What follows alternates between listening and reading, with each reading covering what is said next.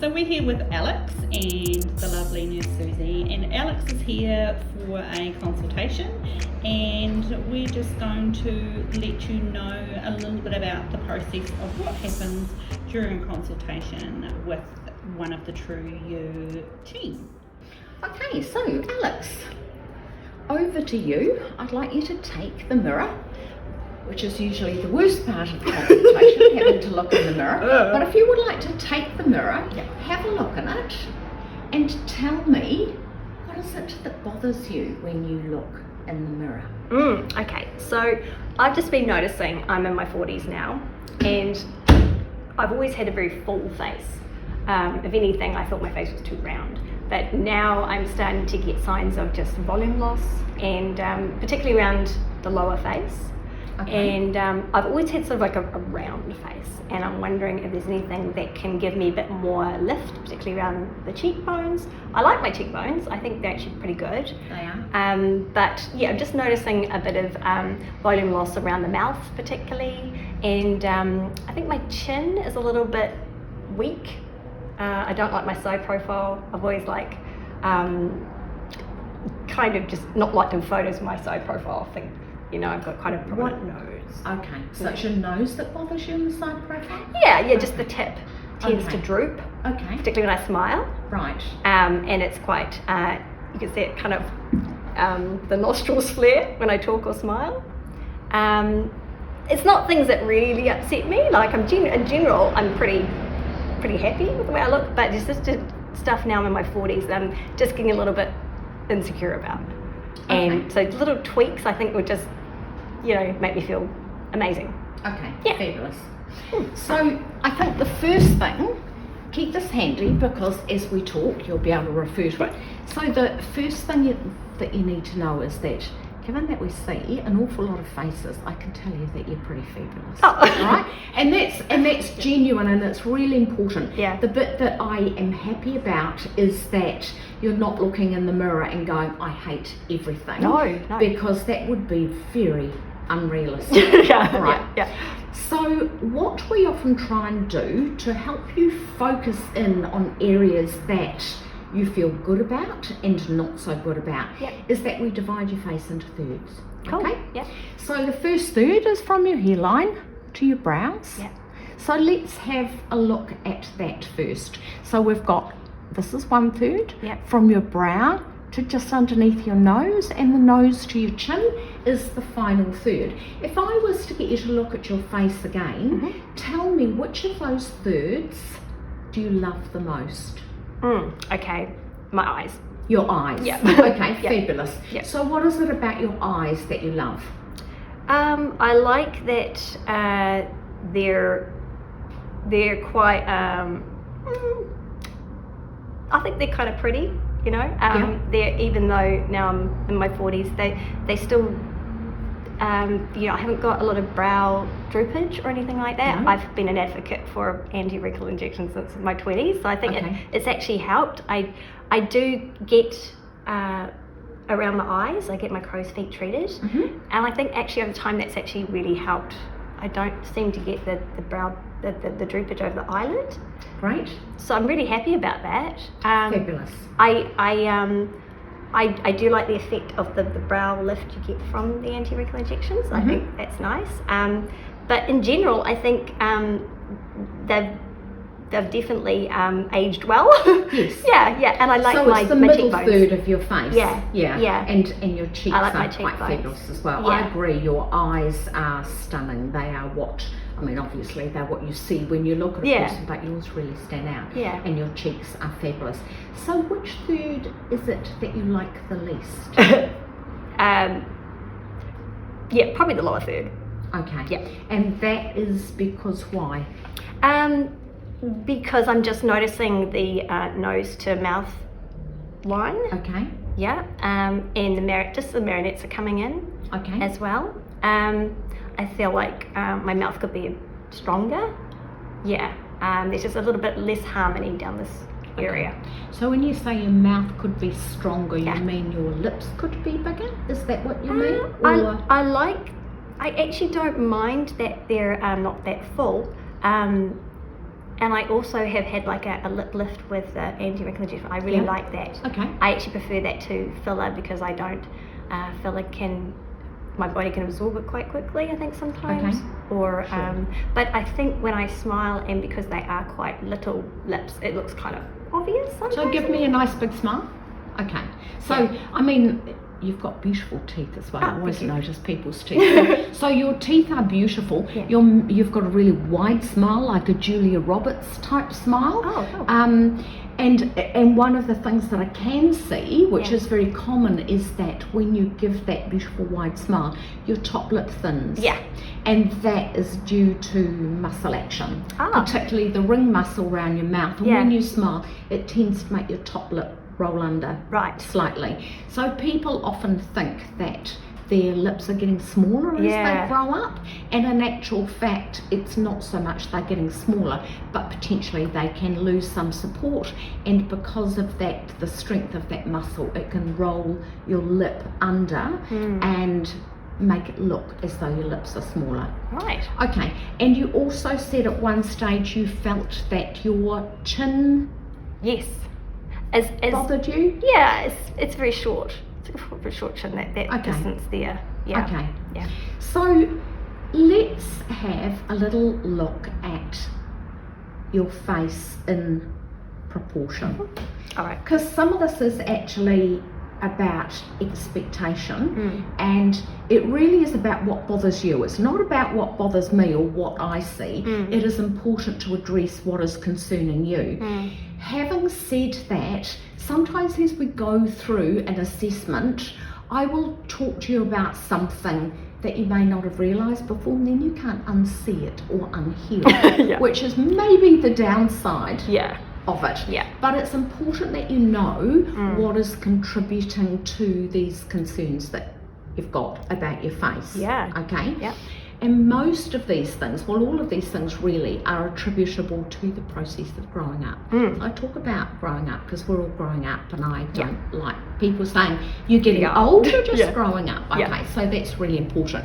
So if we look at this lovely middle third of your face that you really like, and you are very fortunate. Can I touch your face? Yep. So you are very fortunate because your brows are beautiful. They sit really nice and high.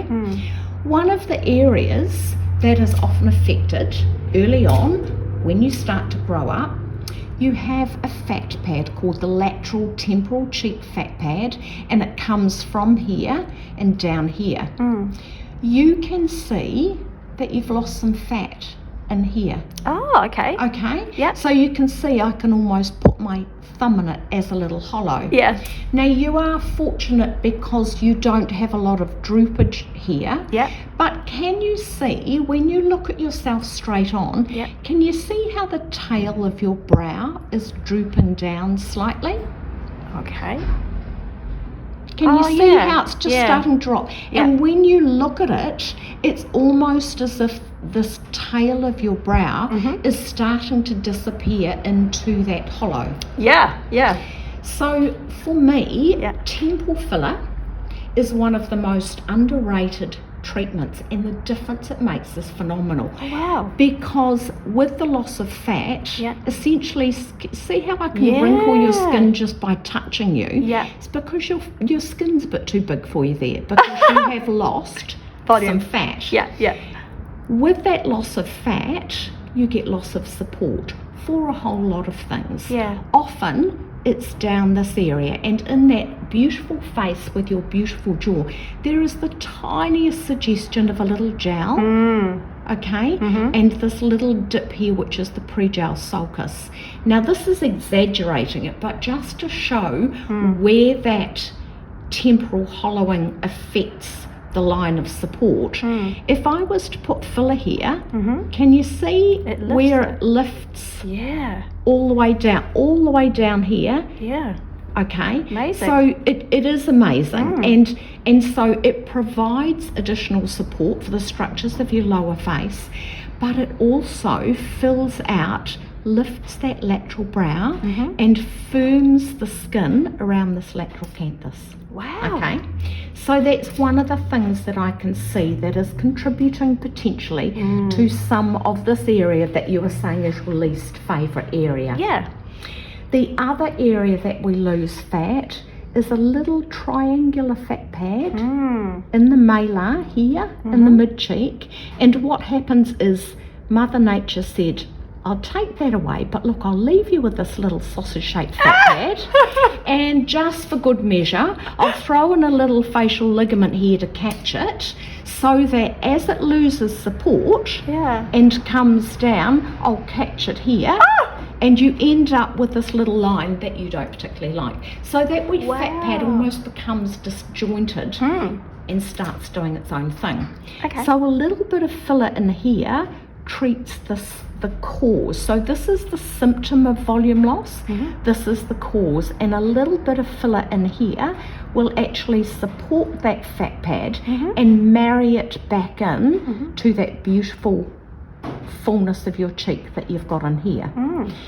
So that addresses another part of your face that you don't like very much. Yeah. Adding to that, we get a lot of bone loss, particularly in this little area that we call the piriform fossa. And as you lose bone and volume in here, again what happens is it loses support for the lip structure.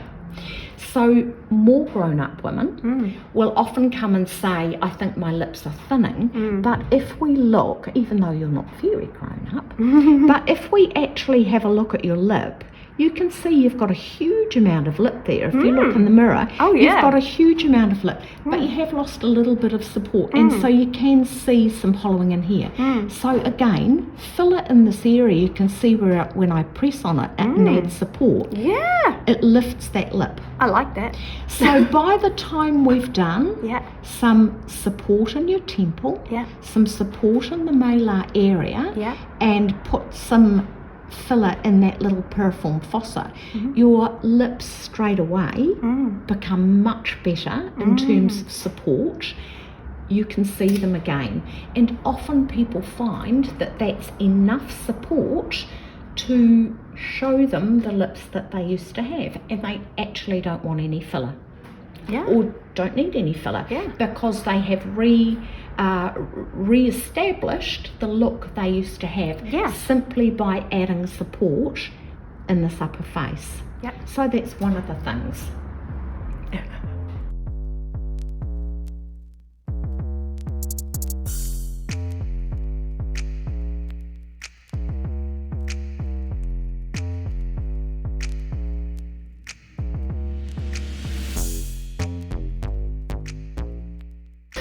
Okay, Alex, so time for your review following your temple filler. How is it feeling? Great. Okay, so I understand that immediately post injection you had a little bit of headache, a little bit of a jaw ache, which is very common. But it seems to have settled down, and what a difference it's made to your eyes, which is really exciting. So our thing today, just going to clean my hands. So our thing today is deciding the next steps. Okay, and so one of the things that we talked about was wanting to put a little bit of filler in your mid-face.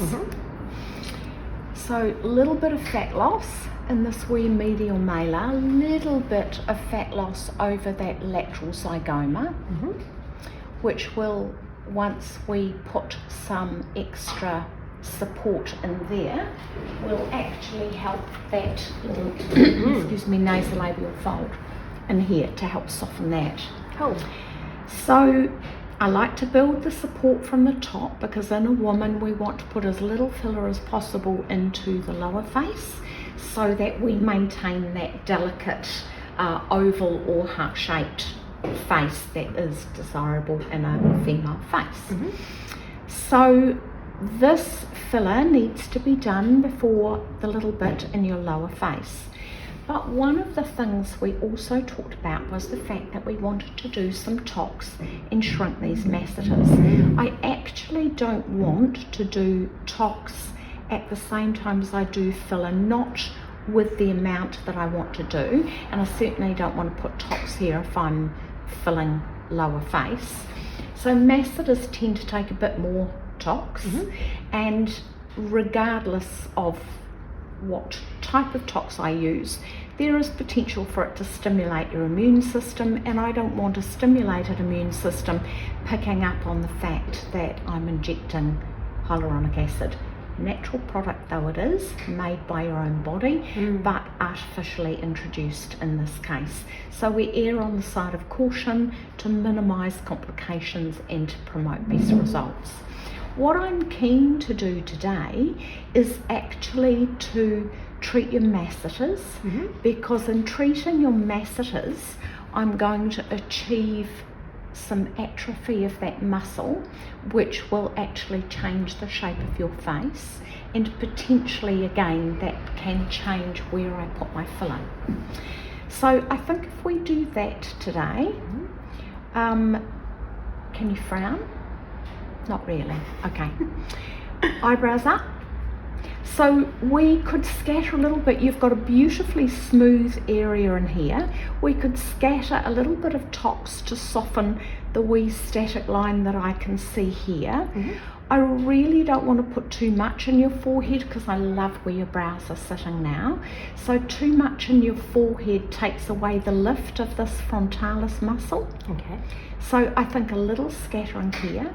I'd like to put a tiny bit round your crow's feet. Crow's feet are one of the things that are very personal. In my opinion, nobody needs a frown, right? But crows are different because crows are the sign of a happy person. You don't get crow's feet if you're grumpy and scowling. So some people like to keep them, other people like to soften them. What's your... I like them soften, yeah. And me, it's pretty, I've got a very expressional face anyway. Which is nice though. Yeah. But they can get quite significant. Yes. Okay, all right. And potentially there are some little static lines remaining. I think we could help soften that. So a little bit in the forehead, a little bit in your crows. Now, we spoke about nose that we could potentially do a little bit. I can use tox to reshape the nose to a certain extent. I can slim the nostrils with it. Yeah.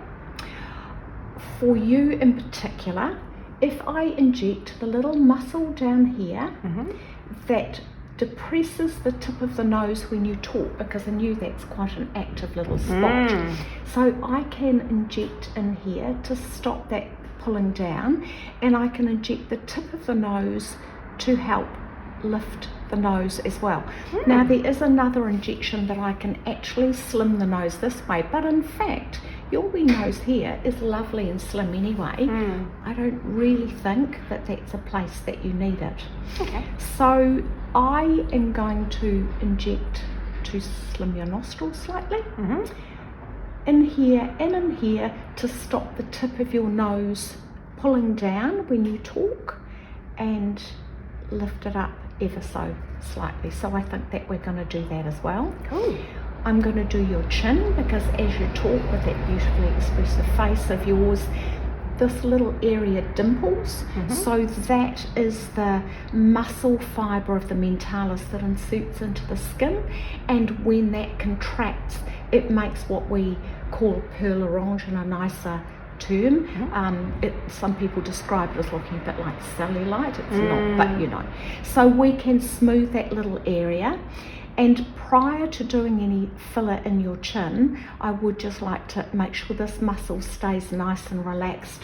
And even though your mouth corners turn up beautifully because you naturally have quite a smiley face, if I stop these pulling down, it just holds this area nice and firm for when I put the filler in, so that the filler stays where I put it and it doesn't move while it is integrating into the tissue. So that's our plan today. What do you think? Brilliant. Fabulous. Yeah. Okay. Can't wait. Let's do it.